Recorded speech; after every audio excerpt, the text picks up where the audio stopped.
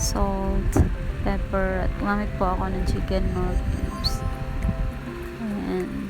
Yung ampalaya po ay binabad ko sa tubig na may asin at pinalawan ko na chicken breast po. Tinanggal ko yung mga bones. And then, ayan, sinatay ko lang po lahat. Nagad ako ng water after ko magad ng ampalaya. And then, naglagay po ako ng 2 eggs kasi pang ginamit ko ng ampalaya ay 2. So, para maging sakto po siya. Ayan, hayaan mo muna siyang kumulo. And then, after that, hahaluin na po natin.